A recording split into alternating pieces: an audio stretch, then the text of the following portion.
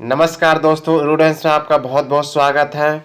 UP triple SC पेट 2023 का जो paper आज संपन्न हुआ 28 अक्टूबर 2023 को, उसमें राष्ट्रीय आंदोलन से 4 से 5 क्वेश्चन बने हैं, तो इसीलिए ये टॉपिक इम्पॉर्टेंट हो जाता है।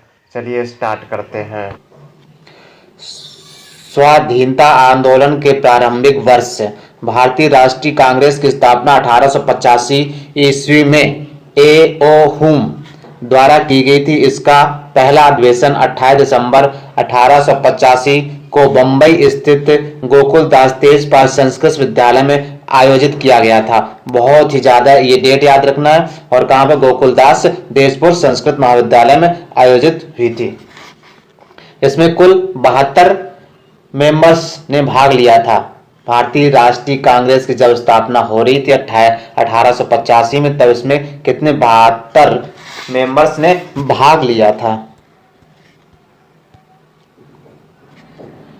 अब देख लेते हैं प्रमुख नारे, कथन, वचन तथा संबंधित महापुरुष। It leaves if India dies, Jawaharlal Nehru. इंकलाब जिंदाबाद, भगत सिंह। नोट: इंकलाब शब्द का सर्वप्रथम प्रयोग मोहम्मद इकबाल ने किया था। वेदों की ओर लौटो, वेदों की ओर लौटो, दयानंद सरस्वती ने दिया था नारा। स्वराज हमारा जन्म सिद्ध अधिकार है, बाल गंगाधर तिलक ने दिया था। बाल गंगाधर तिलक ने दिया था। सारे जहां से अच्छा हिंदुस्तान हमारा, मोहम्मद इकबाल। दिल्ली चलो, जय हिंद, सुभाष चंद्र बोस। पूर्ण स्वराज, जवाहरलाल नेहरू ने। विजय विश्व तिरंगा प्यारा, श्यामलाल गुप्ता ने। तुम मुझे खून दो, मैं तुम्हें आजादी दूंगा, सुभाष चंद्र बोस ने कहा था। साइमन कमीशन, वापस जाओ, लाला लाजपत राय। सरफरोशी की तमन्ना अब हमारे दिल में है, राम प्रसाद बिस्मिल।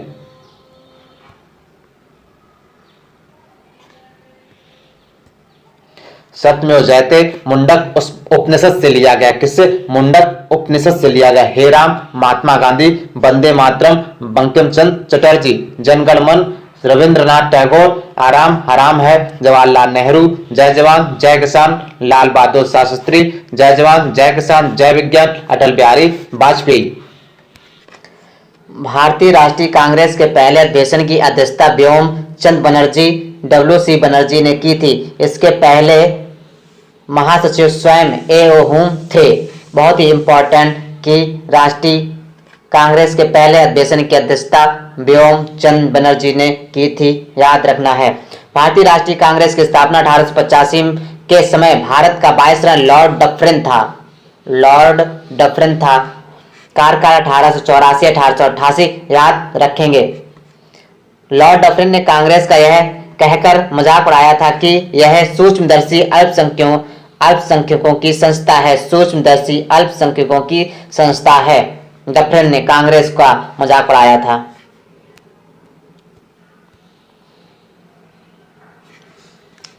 कांग्रेस का दूसरा अधिवेशन 1886 में कलकत्ता में हुआ था। पहला अधिवेशन बॉम्बे। इसकी अध्यक्षता दादा भाई नौरोजी ने की थी। भारतीय राष्ट्रीय कांग्रेस के सर्वप्रथम मुस्लिम अध्यक्ष होने का गौरव बरुद्दीन तैयब जी को प्राप्त है। ये भारतीय राष्ट्रीय कांग्रेस के 27 से 30 दिसंबर 1887 को मद्रास में संपन्न हुए तीसरे अधिवेशन के अध्यक्ष पद के लिए चुने गए थे। दूसरा अधिवेशन 1886 में हुआ था और इसकी अध्यक्षता किसने? दादा भाई नौरोजी ने की थी। फर्स्ट किसने की थी? व्योम चंद्र बनर्जी ने की थी। और भारतीय मुस्लिम कांग्रेस के प्रथम अध्यक्ष होने का गौरव बदरुद्दीन तैयब को है। मुस्लिम अध्यक्ष कौन थे? बदरुद्दीन तैयब है। ये भारतीय राष्ट्रीय कांग्रेस के 28 से 30 दिसंबर 1887 मद्रास में संपन्न हुए तीसरे अधिवेशन के अध्यक्ष पद के लिए चुने गए थे। तीसरे अधिवेशन का अध्यक्षता किसने की? तीसरे अधिवेशन की अध्यक्षता बदरुद्दीन तैयब जी ने की थी। भारतीय राष्ट्रीय कांग्रेस का प्रथम निर्वाचित यूरोपीय अध्यक्ष जॉर्ज यूले था। कांग्रेस के लिए समर्थन प्राप्त करने के उद्देश्य से जुलाई 1889 में लंदन में विलियम डिग्बी की अध्यक्षता में ब्रिटिश कमेटी ऑफ इंडिया की स्थापना की गई।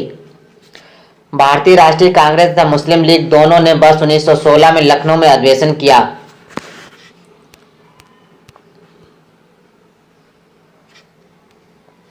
कांग्रेस तथा मुस्लिम लीग के बीच लखनऊ समझौता 1916 ईस्वी में हुआ, जो कांग्रेस लीग योजना तथा लखनऊ पैक्ट के नाम से जाना जाता है। लखनऊ कांग्रेस के लखनऊ अधिवेशन की अध्यक्षता अंबिकाचरण मजूमदार ने की थी। कांग्रेस के लखनऊ अधिवेशन की अध्यक्षता अंबिकाचरण मजूमदार ने की थी। भारतीय राष्ट्रीय कांग्रेस के लखनऊ अधिवेशन 1916 में बाल गंगाधर तिलक ने कहा था, स्वराज मेरा जन्मसिद्ध अधिकार है और मैं उसे लेकर रहूंगा।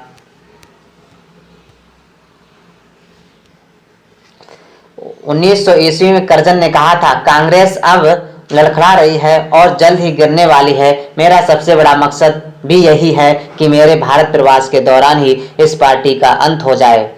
भारत की स्वतंत्रता प्राप्ति के बाद महात्मा गांधी ने भारतीय राष्ट्रीय कांग्रेस को समाप्त करने का सुझाव दिया था। लॉर्ड विलिंगटन ने कांग्रेस के 30वें अधिवेशन में भाग लिया था। इस दौरान वह बंबई का गवर्नर था।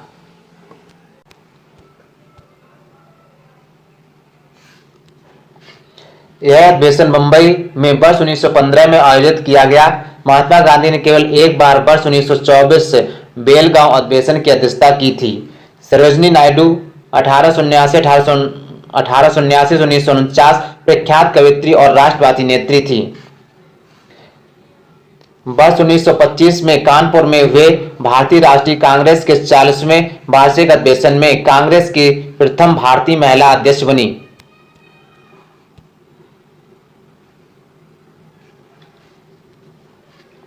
वर्ष 1947-1949 सरोजिनी नायडू उत्तर प्रदेश की राज्यपाल भी रहीं। वर्ष 1944-1946 तक अबुल कलाम आजाद कांग्रेस अध्यक्ष रहे। जब भारत स्वतंत्र हुआ उस समय कांग्रेस के अध्यक्ष जेबी कृपलानी थे।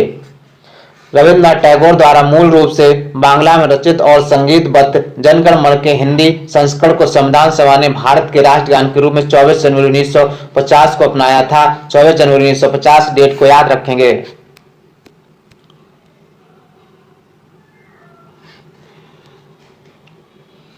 जनगणमन प्रथम 27 दिसंबर 1911 को भारतीय राष्ट्रीय कांग्रेस के कलकत्ता अधिवेशन में गाया गया था। राष्ट्रीय गान का सर्वप्रथम प्रकाशन वर्ष 1912 में तत्वबोधिनी पत्रिका में भारत विधाता नामक शीर्षक में हुआ था। राष्ट्रीय गान का अंग्रेजी अनुवाद 1919 में मॉर्निंग सॉन्ग ऑफ इंडिया नाम से प्रकाशित किया गया। इसे लगभग 52 सेकंड में गाया जाता है। भारतीय राष्ट्रीय गान को 52 सेकंड में गाया जाता है। बाल गंगाधर तिलक ने अंतिम रूप से भारतीय राष्ट्रीय कांग्रेस के अमृतसर अधिवेशन 1919 में भाग लिया था। वर्ष 1907 में कांग्रेस के सूरत अधिवेशन में कांग्रेस नरमपंथी और गर्मपंथी दो अलग अलग गुटों में विभक्त हो गई। कांग्रेस के नरम दल के प्रमुख नेता थे गोपाल कृष्ण गोखले और फिरोज शाह मेहता एवं दादा भाई नौरोजी। कांग्रेस के जो नरम दल के नेता थे गोपाल कृष्ण गोखले और फिरोज शाह मेहता एवं दादा भाई नौरोजी। उग्रवादी विचारधारा के चार प्रमुख नेता थे बाल गंगाधर तिलक, लाला लाजपत राय, विपिन चंद्र पाल, अरविंद घोष। तिलक ने कहा था, हमारा उद्देश्य आत्मनिर्भरता है, भिक्षावृत्ति नहीं। तिलक ने कहा था, बाल गंगाधर तिलक ने।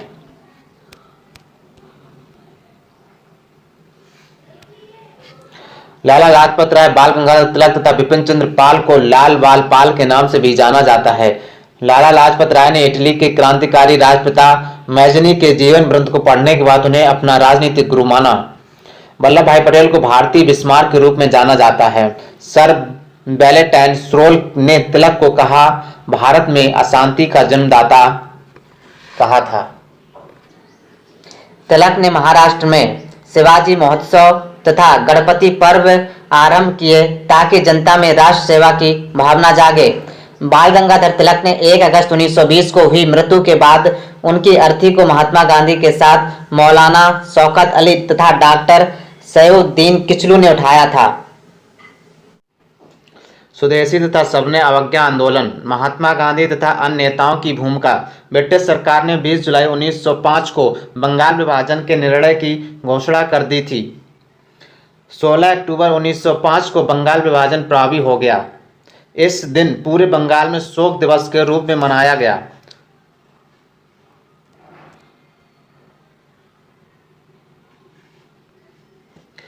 रविंद्रनाथ टैगोर के सुझाव पर संपूर्ण बंगाल में इस दिन को राखी दिवस के रूप में मनाया गया। बंगाल का विभाजन लॉर्ड कर्जन 1899-1905 ईस्वी के काल में वर्ष 1905 में किया गया था। स्वदेशी आंदोलन के प्रारंभ का तत्कालिक कारण बंगाल विभाजन था। स्वदेशी आंदोलन क्यों प्रारंभ हुआ, उसका क्या कारण था? रीजन है बंगाल विभाजन। ओके, स्वदेशी आंदोलन के समय आंदोलन के प्रति जन समर्थन एकत्र करने के उद्देश्य से अश्विनी कुमार दत्त ने स्वदेश बांधव समिति की स्थापना की थी। स्वदेशी आंदोलन के दौरान वंदे मातरम भारतीय राष्ट्रीय आंदोलन का शीर्षक गीत बना। वंदे मातरम भारतीय राष्ट्रीय आंदोलन का शीर्षक गीत बना। ब्रिटिश पत्रकार एच.डब्ल्यू. नेविन्स स्वदेशी आंदोलन से जुड़े थे। राष्ट्रीय आंदोलन के बढ़ते प्रभाव के वातावरण में अवनींद्रनाथ टैगोर ने वर्ष 1907 में अपने बड़े भाई गगनेंद्र नाथ के साथ मिलकर Indian society of oriental art की स्थापना की। दादा भाई नौरोजी को लोक श्रद्धा से भारत के वयोवृद्ध नेता grand old man of India के नाम से स्मरण करते हैं।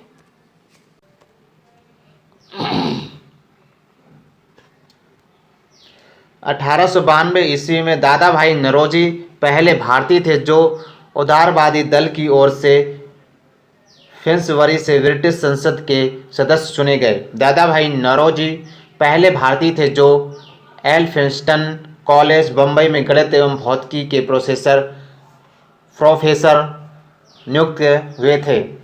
दादा भाई नौरोजी ने एक गुजराती पत्रिका रफ्त गोपतार की शुरुआत 1891 ईस्वी में की थी।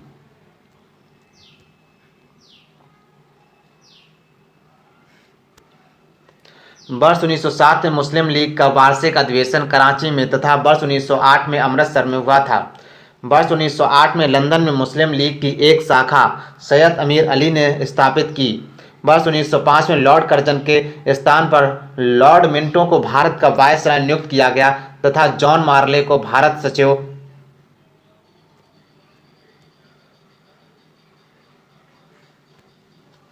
भारतीय परिषद अधिनियम 1919 लॉर्ड मार्ले मिंटो सुधार क्या है? सबसे बड़ा दोष सांप्रदायिक प्रतिनिधित्व प्रणाली के तहत मुसलमानों के पृथक निर्वाचन मंडल की व्यवस्था करना था। गांधी ने कहा था, मार्ले मिंटो सुधार 1919 के इंडियन काउंसिल एक्ट ने हमारा सर्वनाश कर दिया। वर्ष 1916 से 1922 तक का काल इंडियन नेशनल कांग्रेस और मुस्लिम लीग के बीच मैत्रिक का काल कहा था।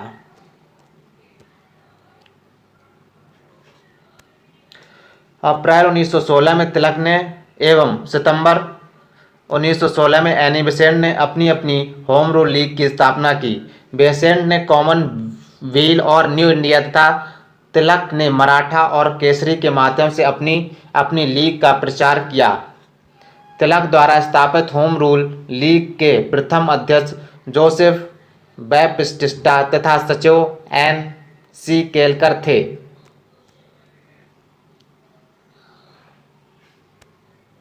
एनी बेसेंट द्वारा स्थापित लीग को सचिव जॉर्ज अम्बेडकर अरुंडेल थे। एनी बेसेंट द्वारा स्थापित लीग के सचिव एनी बेसेंट ने जो लीग स्थापित की उसके सचिव जॉर्ज अरुंडेल थे।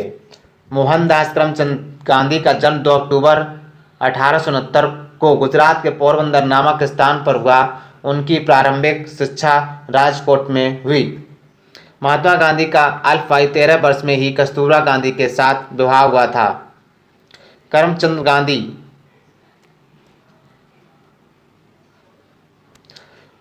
गांधी पोरबंदर, बंकानेर एवं राज्यों के दीवान थे। ये गांधी के पिता थे। इनका उपनाम कावा गांधी था। गांधी ने दक्षिण अफ्रीका में 1894 में नटाल इंडिया कांग्रेस की स्थापना की थी। अपने सहयोगियों का सहायता से गांधी ने टॉलस्टॉय फॉर्म की स्थापना की और वहीं रहने लगे। महात्मा गांधी ने फीनिक्स, डरबन, दक्षिण अफ्रीका में वर्ष 1904 में एक आश्रम स्थापित किया। सत्य तथा अहिंसा गांधी के राम राज्य के युगल सिद्धांत थे। गांधी ने लुई फिशर से स्वयं कहा, मैं सच्चा समाजवादी हूं, मेरे समाजवाद का अर्थ सर्वोदय।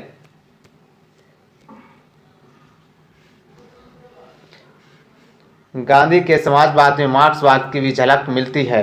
गांधी के सत्याग्रह सिद्धांत में सत्याग्रही का उद्देश्य शत्रु को पराजित करना नहीं, बल्कि उसका सहृदय परिवर्तन करके उसे अपने अनुकूल बनाना है।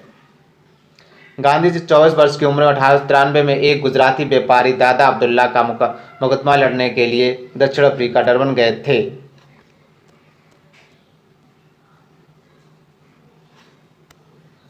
महात्मा गांधी ने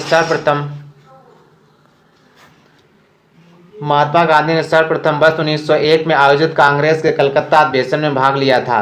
महात्मा गांधी ने वर्ष 1915 में अहमदाबाद के कोचरब क्षेत्र में सत्याग्रह आश्रम की स्थापना की थी। महात्मा गांधी ने विदेशी वस्त्रों को नष्ट करने को राष्ट्र के आत्मसम्मान से जोड़ते हुए कहा था कि विदेशी वस्त्रों की बर्बादी ही उनके साथ सर्वोत्तम व्यवहार है।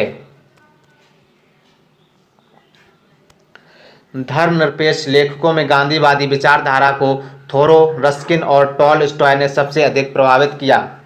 गांधी जी ने थोरो से सविनय अवज्ञा और करबंदी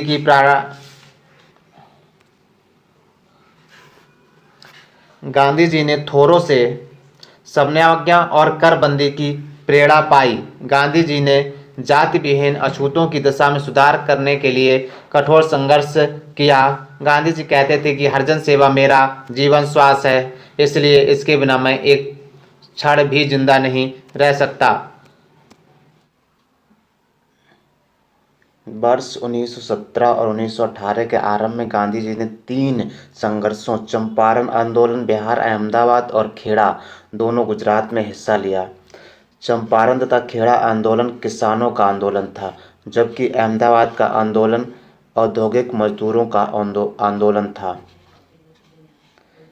एन.जी. रंगा ने महात्मा गांधी के चंपारण सत्याग्रह का विरोध किया था, जबकि रविन्द्रनाथ टैगोर ने चंपारण सत्याग्रह के दौरान ही उन्हें महात्मा की उपाधि दी थी। महात्मा गांधी को सर्वप्रथम राष्ट्रपिता सुभाष चंद्र बोस ने कहा था। नोआखाली काल में प्यारेलाल महात्मा गांधी के सचिव थे। उनकी बहन डॉक्टर सुशीला नैयर गांधी जी की व्यक्तिगत चिकित्सक थी। Charles Andrews Deenbandhu Andrews Saint Stephen college Delhi में प्राध्यापक थे।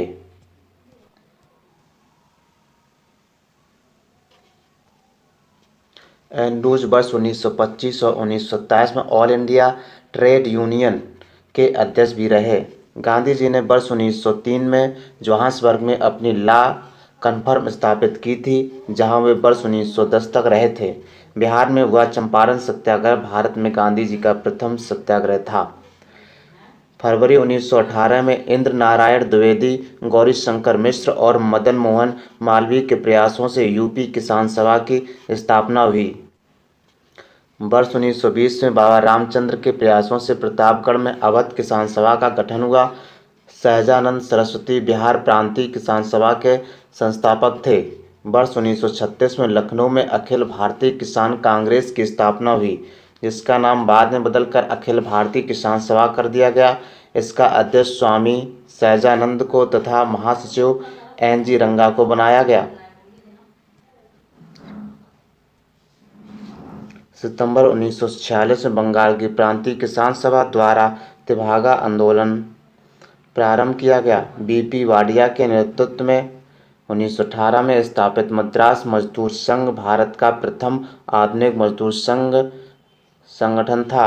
अहमदाबाद टेक्सटाइल लेबर एसोसिएशन की स्थापना वर्ष 1918 में महात्मा गांधी ने की थी।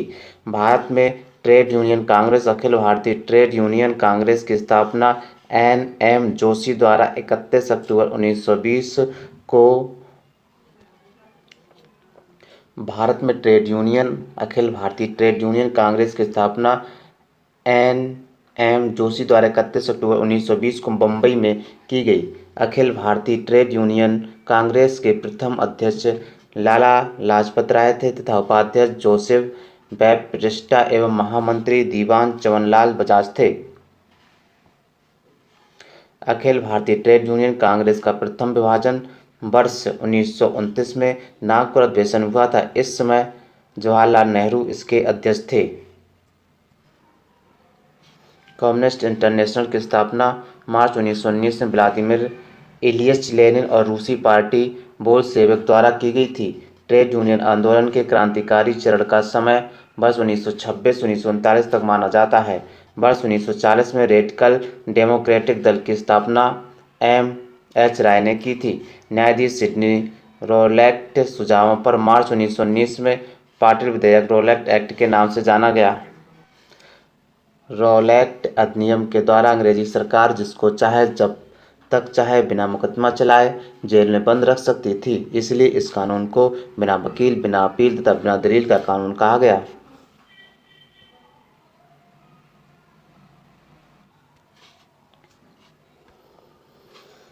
लॉर्ड चेम्सफोर्ड 1916-1921 के कार्यकाल में वर्ष 1919 में रोलेट एक्ट पारित हुआ था। 13 अप्रैल 1919 को जलियांवाला बाग नरसंहार की हृदय विदारक घटना के बाद रविन्द्रनाथ टैगोर ने ब्रिटिश सरकार द्वारा प्रदान की गई नाइट की उपाधि लौटा दी। जलियांवाला बाग हत्याकांड के विरोध में शंकरन नायर ने वायसराय की कार्यकारिणी से इस्तीफा दे दिया था।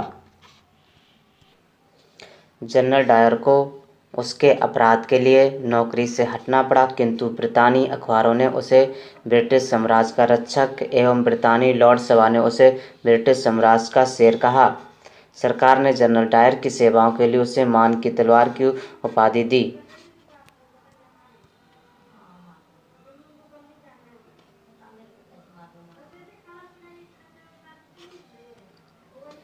मार्च 1940 पंजाब के क्रांतिकारी नेता ऊधम सिंह ने जलियांवाला बाग के नरसंहार का बदला लेने के लिए इस हत्याकांड के समय पंजाब के गवर्नर रहे सर माइकल ओडायर की लंदन में हत्या कर दी थी, जिसके लिए उन्हें गिरफ्तार कर मृत्युदंड दे दिया गया। जलियांवाला बाग नरसंहार 13 अप्रैल 1919 पर कांग्रेस जांच समिति की रिपोर्ट के प्रारूप को लिखने का कार्य महात्मा गांधी को सौंपा गया।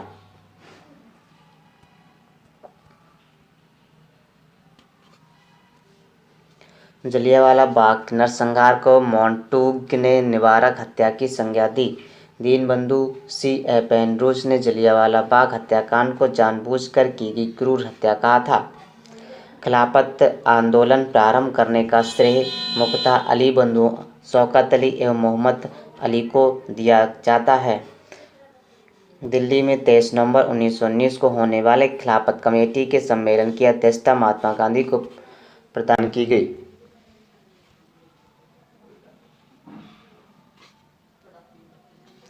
हकीम अजमल खान ने खिलाफत आंदोलन के दौरान हाजिक उल मुल्क की पदवी त्याग दी थी। मोहम्मद अली जिन्ना जब वे राष्ट्रवादी थे, खिलाफत आंदोलन को देश की स्वतंत्रता के आंदोलन से जोड़ने के विरोधी थे। सितंबर 1919 में अखिल भारतीय खिलाफत कमेटी का गठन किया गया। सितंबर 1920 में कलकत्ता में संपन्न भारतीय राष्ट्रीय कांग्रेस के विशेष अधिवेशन में महात्मा गांधी के असहयोग के प्रस्ताव को प्रस्तावित किया गया, जिसका C.R. दास ने विरोध किया था। नागपुर अधिवेशन दिसंबर 1920 में असहयोग प्रस्ताव C.R. दास ने ही प्रस्तावित किया था। गांधी जी द्वारा असहयोग आंदोलन 1 अगस्त 1920 को प्रारंभ किया गया था। असहयोग आंदोलन के दौरान ही मोतीलाल नेहरू, लाला लाजपत राय और सरदार वल्लभ भाई पटेल और जवाहरलाल नेहरू तथा राजेंद्र प्रसाद न्यायालय का बहिष्कार कर आंदोलन में कूद पड़े थे। गांधी जी ने असहयोग आंदोलन शुरू होने के 1 वर्ष के भीतर स्वराज प्राप्त करने का नारा दिया। जिस समय गांधी जी भारत आए 1915, उस समय प्रथम विश्व युद्ध चल रहा था। उन्होंने सरकार के युद्ध प्रयासों में मदद की, जिसके लिए सरकार ने उन्हें कैसर-ए-हिंद सम्मान से सम्मानित किया, जिसे उन्होंने असहयोग आंदोलन में वापस कर दिया।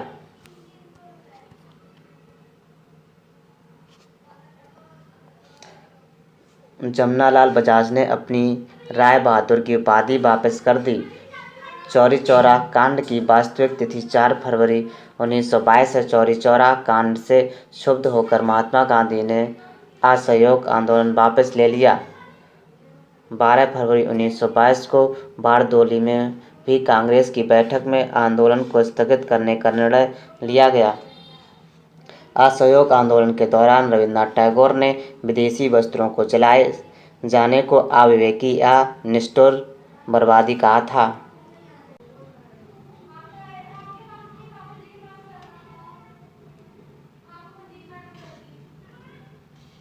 असहयोग आंदोलन 1920-1922 के दौरान काशी विद्यापीठ बनारस में वर्ष 1921 में, गुजरात विद्यापीठ अहमदाबाद में वर्ष 1920 में तथा जामिया मिलिया इस्लामिया अलीगढ़ में वर्ष 1920 में, जो बाद में दिल्ली ले जाया गया, स्थापित हुए। C.R. दास इस दौरान वे कांग्रेस के अध्यक्ष थे, ने कांग्रेस की अध्यक्षता से त्यागपत्र दे दिया और जनवरी 1923 में मोतीलाल नेहरू के साथ मिलकर स्वराज पार्टी की स्थापना की। C.R. दास स्वराज पार्टी के अध्यक्ष तथा मोतीलाल नेहरू इसके वर्ष 1925 में विट्ठल भाई पटेल का सेंट्रल लेजिस्लेटिव केंद्रीय विधानमंडल असेंबली का अध्यक्ष चुना जाना स्वराजियों की एक महत्वपूर्ण उपलब्धि थी। चित्तरंजन दास को देशबंधु के नाम से जाना जाता था। चित्तरंजन दास इंग्लैंड से वकालत की पढ़ाई करने के बाद स्वदेश आकर बैरिस्टर हो गए तथा वकील के रूप में इनकी सबसे बड़ी सफलता अलीपुर बमकांड केस में अरविंद घोष का बचाव करना था।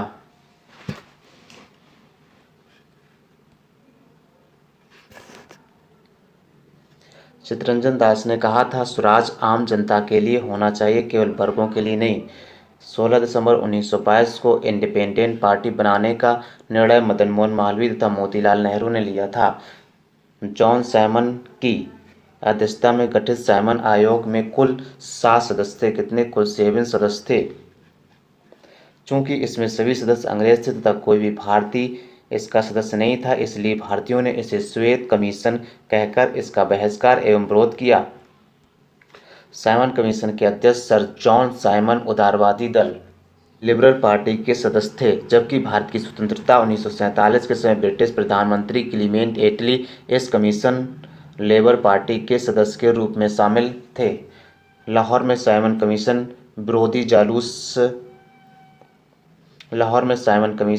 विरोधी जुलूस का नेतृत्व करते समय पुलिस के लाठीचार्ज में लाला लाजपत राय गंभीर रूप से घायल हो गए। साइमन कमीशन 1927 के प्रत्युत्तर में नेहरू रिपोर्ट 1928 में तैयार की गई थी।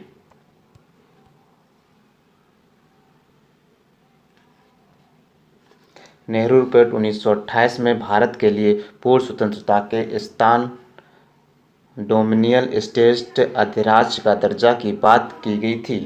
वर्ष 1928 में इंडिपेंडेंस फॉर इंडिया लीग का गठन जवाहरलाल नेहरू तथा सुभाष चंद्र बोस ने मिलकर किया था। वर्ष 1921 में कांग्रेस के अहमदाबाद अधिवेशन के अध्यक्ष C.R. दास चुने गए थे, किंतु उनके जेल में होने के कारण हकीम अजमल खान ने इस अधिवेशन की अध्यक्षता की थी।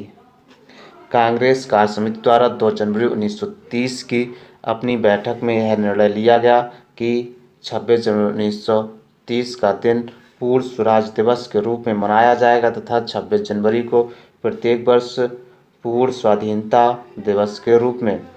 महात्मा गांधी ने 22 मार्च 1930 को अपना प्रसिद्ध दांडी मार्च शुरू किया। महात्मा गांधी ने साबरमती आश्रम अहमदाबाद से 78 चुने साथियों के साथ सत्याग्रह के लिए कूच किया। 24 दिनों की लंबी यात्रा के बाद गांधी जी ने 6 अप्रैल 1930 को दांडी में सांकेतिक रूप से नमक कानून भंग किया और इस प्रकार नमक कानून तोड़कर उन्होंने औपचारिक रूप से सबने अवज्ञा आंदोलन का शुभारंभ किया। सुभाष चंद्र बोस ने गांधी जी के दांडी मार्च की तुलना नेपोलियन के एल्बा से पेरिस मार्च से की थी। तमिलनाडु में गांधीवादी नेता सी राजगोपालाचारी ने त्रिचनापल्ली से वेदारण्यम तक की सबने अवज्ञा आंदोलन के दौरान धरसना नमक गोदाम पर कांग्रेस कार्यकर्ताओं के धावे से पूर्व महात्मा गांधी को 5 मई 1930 को गिरफ्तार कर हिरोदा जेल भेज दिया गया था। उनके स्थान पर अब्बास तैयबजी आंदोलन के नेता हुए। अब्बास तैयबजी की गिरफ्तारी के बाद श्रीमती सरोजिनी नायडू ने 21 मई 1930 को धरसना नमक गोदाम पर धावे का नेतृत्व किया था। इस लोमहर्षक घटना का विवरण अमेरिकी पत्रकार बेव मिलर ने प्रस्तुत किया है। उत्तर पश्चिमी सीमा प्रांत में खान अब्दुल गफ्फार खां के नेतृत्व में खुदाई खिदमतगार नामक स्वयंसेवक संगठन स्थापित किया गया था। इन्हें लाल कुर्ती रेड शर्ट के नाम से भी जाना जाता है। शबने अवज्ञा आंदोलन के दौरान पेशावर में गढ़वाल रेजिमेंट के सिपाहियों ने चंद्र सिंह गढ़वाली के नेतृत्व में निहत्थी भीड़ पर गोली चलाने से इनकार कर दिया था। शबने अवज्ञा आंदोलन के दौरान मणिपुर की जनजातियों ने भी सक्रिय भागीदारी दिखाई। यहाँ पर आंदोलन का नेतृत्व हैपो जदोनांग तथा उनके पश्चात नगा जनजाति की महिला गैडेनलियो ने किया। से जिया तरंग आंदोलन कहा जाता है। अक्टूबर 1934 में गांधी जी ने अपना पूरा समय हरिजनोत्थान में लगाने के लिए सक्रिय राजनीति से स्वयं को हटाने का निश्चय किया। सितंबर 1932 में गांधी ने हरिजन कल्याण हेतु अखिल भारतीय छुआछूत विरोधी लीग की स्थापना की तथा हरिजन नामक साप्ताहिक पत्र का प्रकाशन किया। गांधी इरविन समझौते के परिप्रेक्ष्य में सरोजिनी नायडू ने गांधी और इरविन को दो महात्मा की संज्ञा दी थी। गांधी इरविन समझौता 5 मार्च 1931 को संपन्न हुआ। इरविन के जीवनीकार एलन कैंपबेल जॉनसन ने गांधी इरविन समझौते में महात्मा गांधी के लाभों को सांत्वना पुरस्कार कहा था। 10 जून तथा 24 जून 1930 को साइमन कमीशन की रिपोर्ट प्रकाशित हुई। राजनीतिक संगठनों ने कमीशन की सिफारिशों को अस्वीकार कर दिया। नवंबर 1930 में लंदन में प्रथम गोलमेज सम्मेलन बुलाया गया। इस सम्मेलन में 89 भारतीय प्रतिनिधियों ने भाग लिया, किंतु कांग्रेस ने इसमें भाग नहीं लिया। प्रथम गोलमेज सम्मेलन में एंग्लो इंडियन का प्रतिनिधित्व के.टी. पाल ने किया था। गोलमेज सम्मेलन का उद्घाटन ब्रिटिश सम्राट जॉर्ज पंचम ने किया तथा इसकी अध्यक्षता ब्रिटिश प्रधानमंत्री रैमजे मैकडोनाल्ड ने की थी। 7 सितंबर 1931 से 1 दिसंबर 1931 तक चले द्वितीय गोलमेज सम्मेलन में महात्मा गांधी ने कांग्रेस के एकमात्र प्रतिनिधि के रूप में हिस्सा लिया। इनके अलावा सरोजिनी नायडू तथा मदन मोहन मालवीय ने भी इस सम्मेलन में हिस्सा लिया। गांधी जी एस राजपूताना नामक जलपोत से लंदन पहुंचे तथा वे लंदन के किंसले हॉल में ठहरे थे। Doctor Bhimrao Ambedkar, B R. अंबेडकर तीनों गोलमेज सम्मेलन में भाग लेने वाले। लंदन में तीसरा गोलमेज सम्मेलन 17 नवंबर 1932 से 14 दिसंबर 1932 तक चला। कांग्रेस ने इस सम्मेलन का बहिष्कार किया।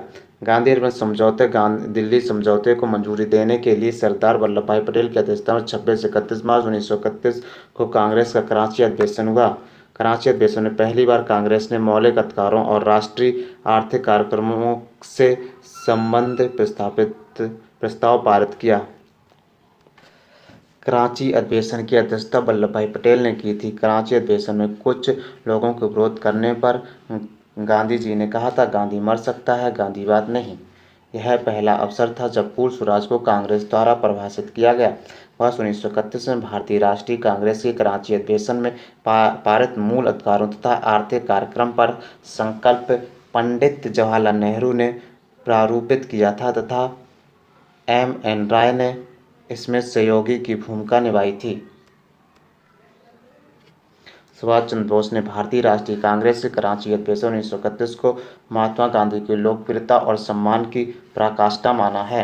16 अगस्त 1932 को रैमजे मैकडोनाल्ड ने अपने सांप्रदायिक अधिनिर्णय की घोषणा की, जिसे सांप्रदायिक पंचायत या कम्युनल अवार्ड कहा गया।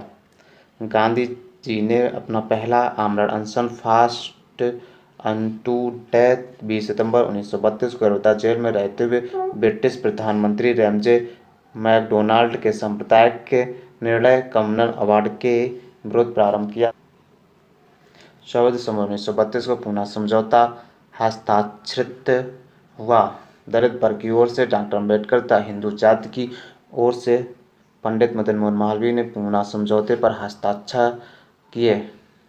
सांप्रदायिक अवार्ड में प्रांतीय विधानमंडलों में दलितों के लिए सुरक्षित सीटों की संख्या 71 थी, जिसे पूना पैक्ट ने बढ़ाकर 148, मद्रास 30 और सिंध शायद 15 तथा पंजाब 8, बिहार और उड़ीसा 18, मध्य प्रांत 20 और असम 7, बंगाल 30 एवं संयुक्त प्रांत 20 कर दिया गया। दलित वर्गों का संघ की स्थापना बाबू जगजीवन राम ने। All India schedule caste federation की स्थापना डॉक्टर बी.आर. अम्बेडकर ने वर्ष 1942 में की थी तथा all India depressed classes association की स्थापना वर्ष 1926 में एम.सी. राजा की अध्यक्षता में की थी। 14 अगस्त 1931 बम्बई महात्मा गांधी से वार्ता के दौरान डॉक्टर ने कहा था कि इतिहास बताता है कि महात्मा गांधी क्षणिक भूत की भांति धूल उठाते हैं लेकिन स्तर नहीं उठाते।